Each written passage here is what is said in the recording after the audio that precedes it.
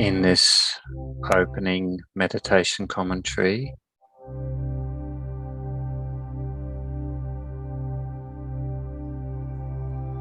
I invite you to create an inner space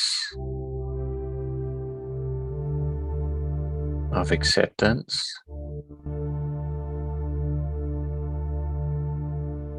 and in a space of stillness.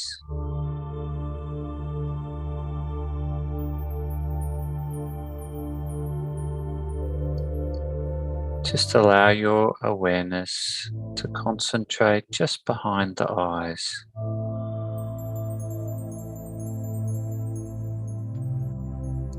You may like to keep your eyes open for this meditation.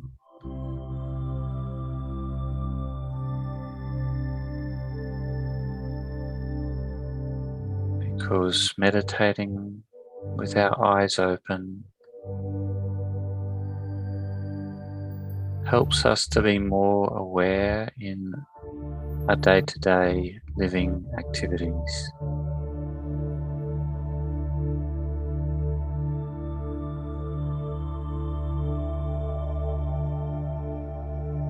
Just allow yourself to concentrate just behind the eyes. And you're looking out through the eyes, the windows, for your inner being.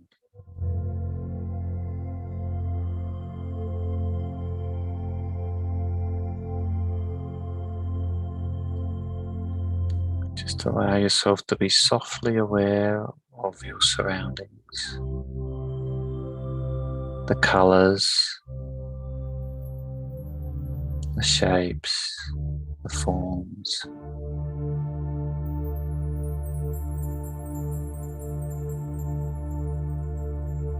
Allow yourself to be aware of the sounds,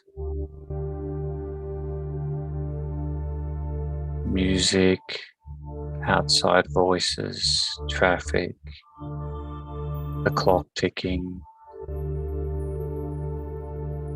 Just feel it as though it is sound energy,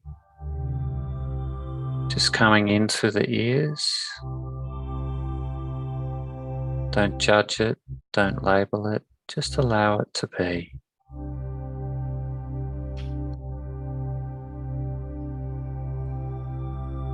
Just allow yourself to be softly aware of your breath,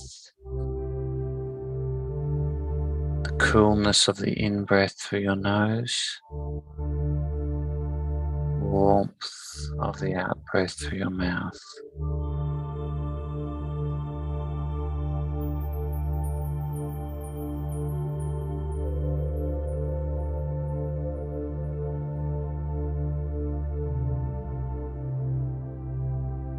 And if your mind has wandered at all, just allow yourself to bring it back to this point just behind the eyes. Gently concentrating on this point of softness, on this point of peace, point of stillness.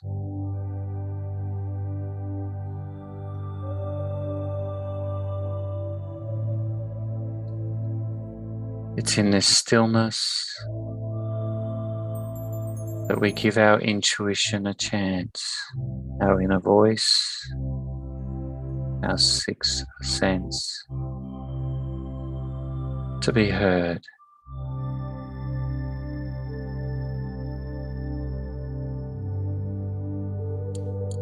To amplify our intuition.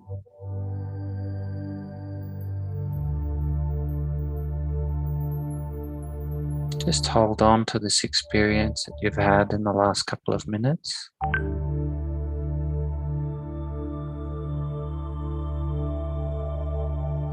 And as we go through this presentation, let's build on this inner silence, this inner quiet.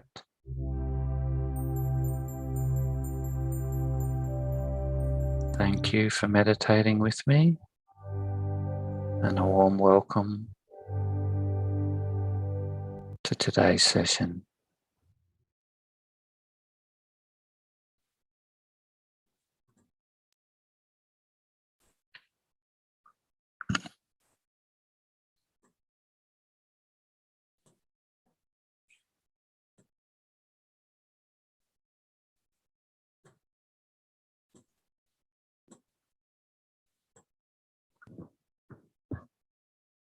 Hello everyone, good evening and welcome to a new session or in the new year. So let me start with wishing you all a very happy new year. And today to share his story with us in the new year, we have Stephen Berkeley. So a very warm welcome, Stephen. Stephen has been studying with the Brahma Kumaris since 1994. He lives in the Brahma Kumaris Centre in Brisbane, Australia, since almost 1 year. And prior to that, he was living at the headquarters of the Brahma Kumaris, which is in Mount Abu in India. And he was there for 13 years, from 2006 to 2019, and was working at the Global Hospital and Research Centre. In his professional life, Stephen is a management consultant in the space of cultural change and transformation. And today, Stephen is going to share his story about amplifying intuition in a time of great noise, which I think is so true. The world today is full of noise. So how do we amplify our intuition so we can tune into it or listen to it? So what is the story of this intuition that led him on a 13-year journey living and working in India, and how did it bring him back to Australia? So very excited and eager to know your story, Stephen. So welcome once again, and over to you. Thank you very much, Lata, for your warm welcome and warm introduction, and hello to everyone who's listening in. Wherever you're coming from in the world. And yeah, this is a subject that's very, very dear to my heart, which I have been slowly becoming more aware of as the years have gone by, particularly as my meditation practice has matured. And I've become a little bit more skilled in that, and I've noticed that there's definitely times when my intuition, I take more notice of it, and so over the years, I've really had a bit of an inventory of what are the building blocks around intuition, and what are those moments where I don't listen, and what were the reasons for that, and how do I change that so that I'm more aware of my intuition more often. And there's been a few pivotal moments in my life that were really not as though I was consciously trying to build intuition, but there was one particular moment that made me become more aware of, as what I've just mentioned, these building blocks, and what are those things where I can't hear my intuition because of the noise, and generally that noise is internal, although we think it's external, and so this particular story came about at the end of 2005. I was in a 7-day silence retreat, and on the last day of the retreat, which was New Year's Day 2006. And so I sat down and I had a book, and I'd opened it up, and I was starting to reflect on my year that had gone by. And generally when I do my reflection, I have my calendar out. I have different things that I look at to help me review on my year, both professionally, personally, spiritually, socially, all of the things that happened as a basis of charting what I'm going to do in the next year. And so I'd been doing that. I'd been writing a whole heap of things, and then I just closed my book, and I just sat for a couple of moments. I thought, so what's going to happen in 2006? And remember, I'd just been on a 7-day silence retreat. So I'd really been, and I find silence retreats are really a process. You know, the degree of silence that you have on day 1 is very different from the degree of silence that you have on day 7, because you're starting to dial in on the causes of those noise and turn that down a little bit as you begin to observe things and really allow your peace to grow and your stillness to grow. And so on this particular day, I'd had 7 days of silence, and I just asked myself, what's going to happen in 2006? And it was like a lightning bolt. It came really clear. It was crystal clear, and it was, in 2006, you're going to leave your current job and you're going to work outside of Australia. So I had this this touching, so to speak, in just outside of Sydney. I was at a retreat place in a place called Wilton, and I was working and living in Australia. I was working in Newcastle at the time, and the job that I was in, I was loving. It was one of the best jobs that I'd ever had, and I was loving everything about it. I was loving what it was giving me, and so all of a sudden, I had this thing saying to me, "You're going to leave your job in 2006, and you're going to live outside of Australia." I went, "Okay," and so I thought, that's interesting. So I started to think, and I'd been doing a lot of work in New Zealand, and I thought, oh, maybe it's in New Zealand. Bang, it came back very clear to me. It will not be in New Zealand. It's too similar to Australia. Interesting. And so these were just loud. Where was it coming from? I'm not sure it's so important about where it was coming from. It was the fact that I was listening to it and I could hear it. And then, so I went on about my life, and in February of that same year, I travelled to Sri Lanka. And whilst I was in Sri Lanka, I was travelling around giving talks about meditation in corporate organisations, in banks, in tea plantation organisations, and introducing people to the power of meditation. And whilst I was in Sri Lanka, I thought, oh, maybe it might be Sri Lanka. And then it was no yes, no no, it was neutral. It wasn't locking it out. I thought, okay. And then from Sri Lanka, I went across to India.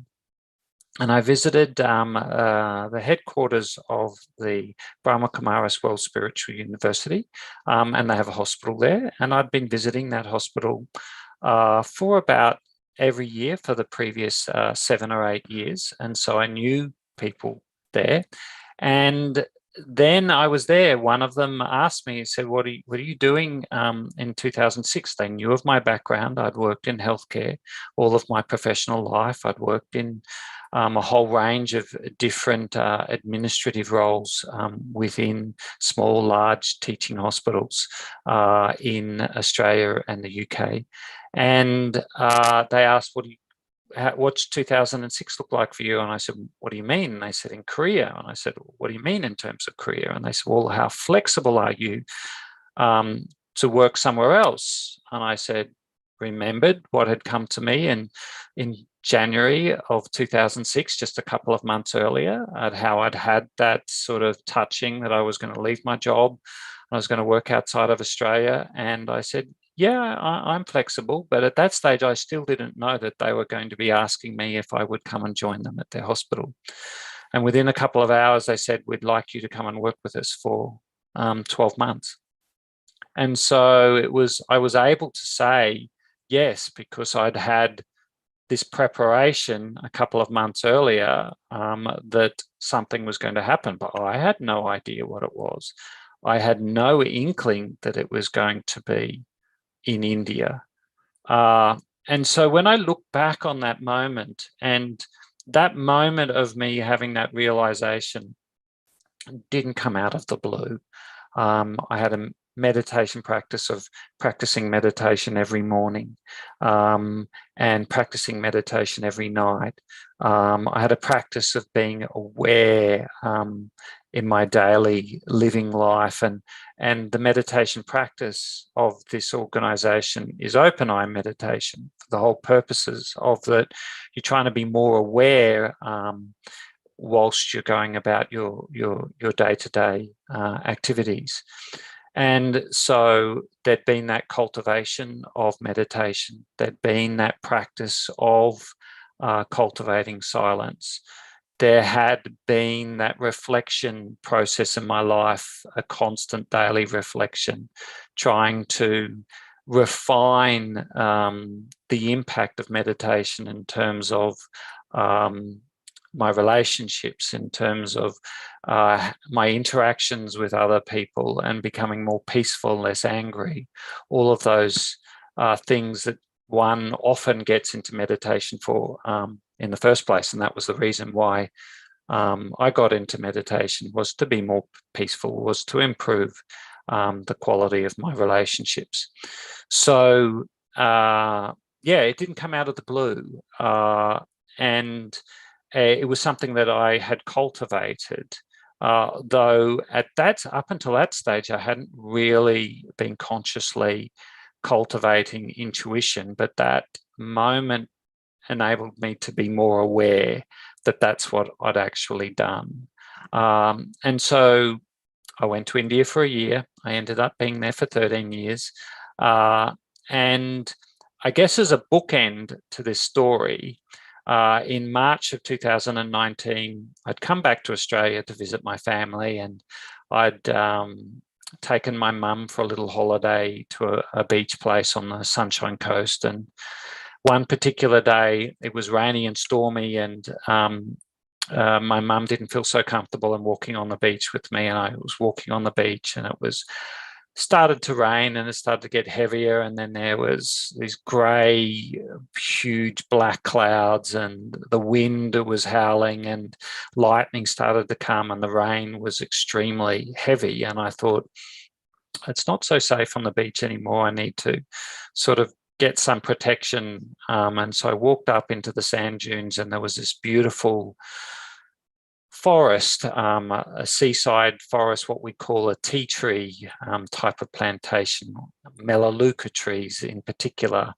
And it was this beautiful canopy of trees. And I walked in, and it was just a symphony of the rain falling through, or the filtering of the leaves, and on the path, or the sandy path, was a collection of water which was crystal clear rainwater. And I was walking through it, and it was this great sense of serenity as I was walking through it, a great sense of safety, but also a great sense of, I felt completely grounded. And there I was, minding my own business, just walking along, enjoying the pure joy of raindrops falling on my head. I had no umbrella. The sounds of the ocean behind me, and the colours and the sights of this beautiful melaleuca forest. And in that moment, just all of a sudden, I just got this lightning bolt. And this lightning bolt was, this is March 2019. And this lightning bolt was, something big is going to happen. You have to come home. So I'd been living in India for 13 years, and I'd been thinking about coming home on a more permanent basis. I thought my time was coming to an end, and this was clear. And so this was in March in 2019. I went, wow. And I went, wow, okay. So I didn't go and tell my mother straight away. I told my sister, I said, I'm coming home. And she said, yeah.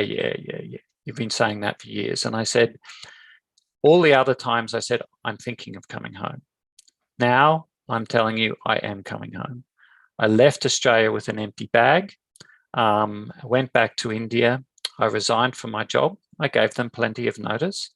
And in November of 2019, I left my job, and things were just starting to open up with respect to the COVID and the pandemic, and we were starting to become aware that something big was going to happen. And I spent another 2 months in India doing some work and doing some other things, preparing for coming back to Australia and starting a business. And I was always thinking, what is this big thing that's going to be? And as the December went on and January started, and I started thinking, is this COVID going to be a big thing? And then I left India on January the 26th of 2020.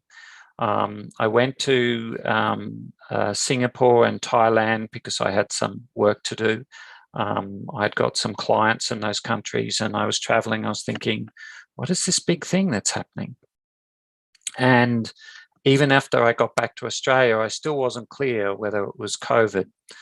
But again, there I was. I'd had my meditation practice for many years, but this moment was a little bit different. And one of the key components I felt of that had really enabled my intuition in that moment was that I was really grounded. I'd been walking on the beach. There was the sights and sounds of the ocean. I had the rain falling on my face. I felt really connected to the earth. And one of my realizations was that when you really honor and you're totally in your 5 senses, and you totally accept what your 5 senses bring you, that enables your 6th sense to be, or your intuition, or your third eye, or whatever you'd like to call it. It enables it to become more alive and more awake.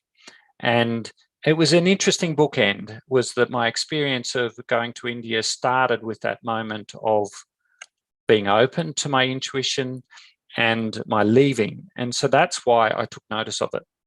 When it said to me, something big is going to happen, it's time to come home, because it told me to go there, I was ready for it.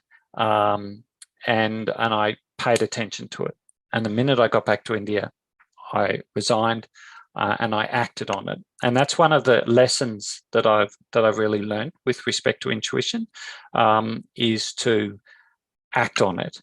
And sometimes we don't. But often what I do is I like to write those moments down so that I've got some record of them. And how often do I take notice of those, I guess, those touchings that come. And Lada, you're here, and maybe there's some questions that are coming from people online. You're on mute, Lada. Yeah, it's wonderful to know your story, Stephen. So at the first glance, it just sounds like magic. Some may say you were very lucky, or it was just magical, like things just happened the right way. But as you're rightly saying, it's little more than that, or much more than that. It's actually listening to the signal or intuition, as you call it. And that happens when you go deeper inside. So the silence, in a way, helps you catch that signal. Yeah, look, and you come and go, you come in and you come out of that silence, and what I work towards is creating more space between my thoughts, and that's when the mind is still, it has catching power. And whilst I was in India, I did lots of experimentation as well. I worked in a busy hospital. At one stage, I was hospital administrator of a trauma centre. We would have lots and lots of accidents where we would have significant road traumas and significant number of patients coming in all at the same time. And that became my laboratory for experimentation. And I think all of us have a laboratory, and that's our life. That's our family. We have lots of opportunities to experiment. And I think that's what I love about living a spiritual life. It's very integrated. If you have any type of spiritual knowledge, is to churn on it, use it, and experiment with it. And we all have a laboratory. We've got our families, we've got our friends, we've got our workplaces, we've got umpteen ways in which we can experiment on any type of spiritual knowledge and how we might apply it and live it in our lives. But cultivating silence is an important practice of the building blocks for intuition, is my experience. Yeah, that's wonderful. So we have a lot of chances to apply that or experiment with that. And I suppose meditation also helps us to kind of clear our mind or increase our power to catch that. So yeah. But look, I think reflection and writing is an important point of that. It enables me to, what did I pick up on during the day? And there may be small things, small examples in your life where it would happen to me often. I was in India, my mum was in Australia, and then all of a sudden I would think of my mother, and 30 seconds later my mum rings. Yeah, and I think we all have those types of things that happens in our life, but we don't honour that's our intuition kicking in, so to speak. And you think of somebody and then they walk around the corner. These are all different examples of intuition working in our lives. And I think that it happens more often than we give it credit for. But the more we notice it, the more it will happen, is my experience. But that's wonderful to know. And if I may request you that, as you mentioned, meditation has really helped in that process. So if you could lead us into a few minutes of meditation so we can experience that as well, that would be wonderful. We've got about 3 minutes, is that right? Yeah, we can go to. Okay, cool. All right.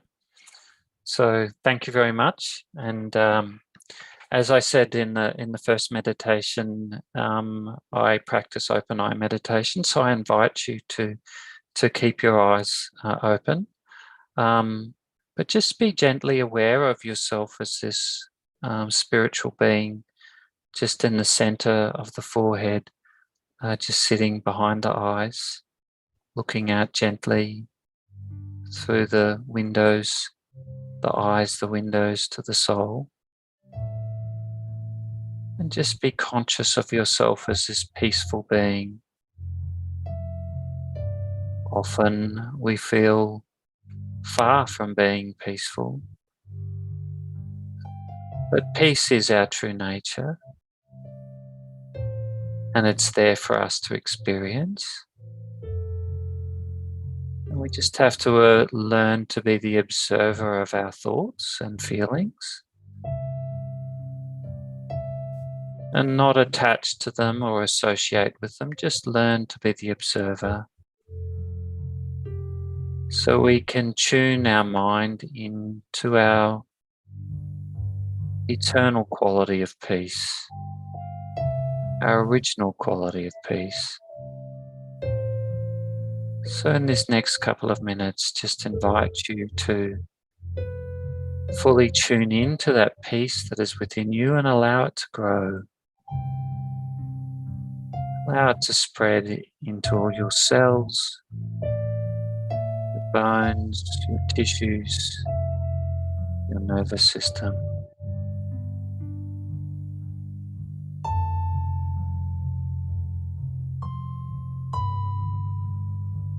Just feel it just gently spreading slowly like a tsunami of peace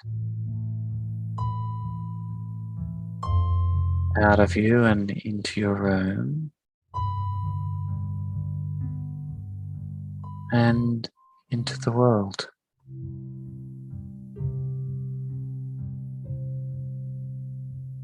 So I invite you to hold on to this experience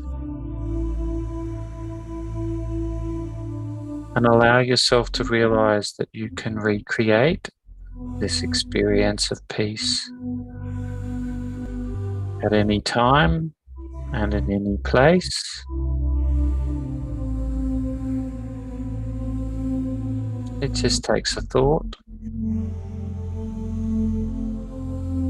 and the more you cultivate this peace, just watch your intuition grow.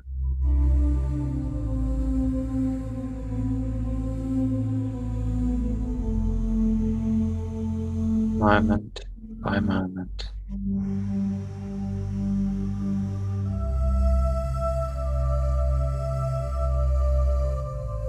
Om Shanti.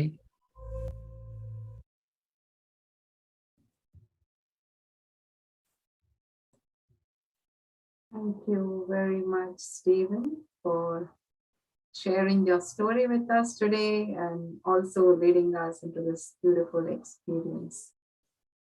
And I'm sure the viewers would like to continue on with this practice and get connected with one of the Brahma Kumaris Center that is nearest to your location. If you would like to know more about us, please visit our website, www.brahmakumaris.org.au. You have it up on the screen if you want to note it down. So thank you very much once again, and we will see you again in a couple of weeks on the 4th Monday of this month, the same time with another interesting story. Till then, take care and a happy new year once again. Om Shanti. Shanti.